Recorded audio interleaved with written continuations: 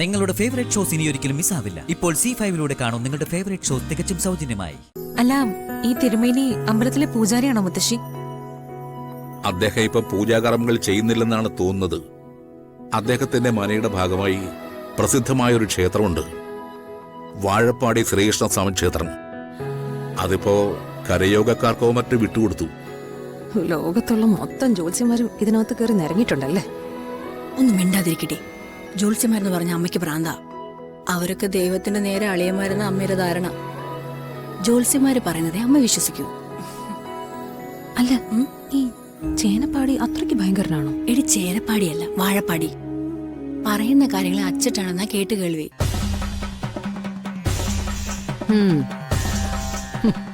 ഇഷ്ടമില്ലാത്തത് കണ്ട അദ്ദേഹം ദേഷ്യപ്പെടുമെന്ന് കേട്ടിട്ടുണ്ട്.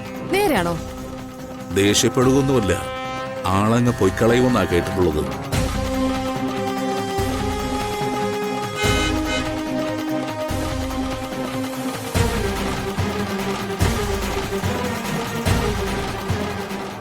തിരുമേനിയാണെന്ന് തോന്നുന്നു.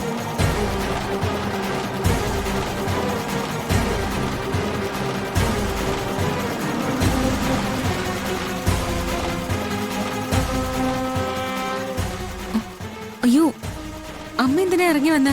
അവിടെ കിടന്നാ പോരായിരുന്നോ? അദ്ദേഹം പ്രശ്നം വെക്കുന്നത് എനിക്കൊന്ന് കാണാൻ കേൾക്കും വേണം മോള്. എന്നാ ഞാൻ ഇവിടെ ഒരു കസേരയിട്ട് തരാം, ഇവിടെ ഇരുന്നാ മതി.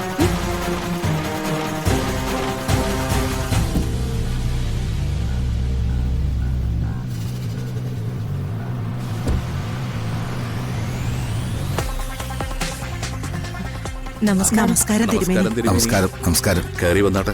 വരൂ.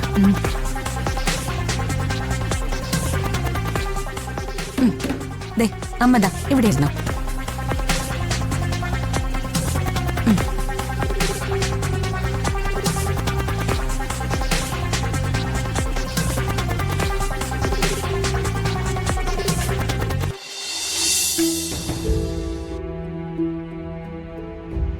ഇരുന്നാട്ട് തിരുമേനി.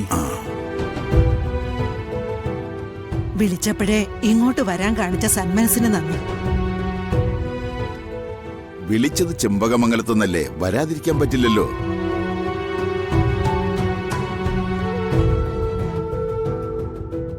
അത്രയ്ക്ക് പ്രശ്നങ്ങളാ തിരുമേനി ഇവിടെ. ഒരു ഗത്യന്തരവും ഇല്ലാഞ്ഞിട്ടാ ഒടുവില് തിരുമേനിയെ വിളിക്കേണ്ടി വന്നത്.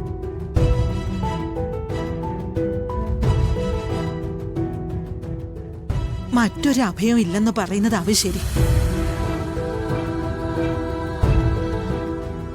മനുഷ്യജീവിതമല്ലേ രാജലക്ഷ്മി അമ്മേ, പ്രതിസന്ധികളും പ്രശ്നങ്ങളും ഒക്കെ ഉണ്ടാവും. അവയെ നേരിടാനുള്ള കരുത്താണ് ഉണ്ടാവേണ്ടത്. അതിനുവേണ്ടിയാണ് നമ്മൾ ദൈവത്തോട് പ്രാർത്ഥിക്കേണ്ടത്.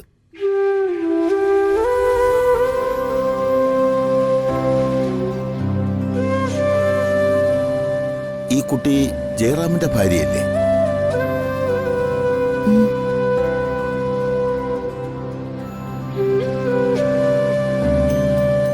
അതെ തിരുമേനി. സുഖമില്ലെന്ന് തോന്നുന്നു. നല്ല സുഖമില്ല തിരുമേനി. മനസ്സിലായി. ചെമ്പകമംഗലത്തെ ഒടുവിലത്തെ പ്രശ്നം അതാണെന്നും എനിക്ക് തോന്നി. കുട്ടി അവിടെ ഇരുന്നുള്ളൂ, മടിക്കണ്ട, അവിടെ ഇരുന്നുള്ളൂ. ഡൗൺലോഡ് ചെയ്യൂ C5 ആപ്പ്. കാണൂ എല്ലാ എപ്പിസോഡുകളും സൗജന്യമായി.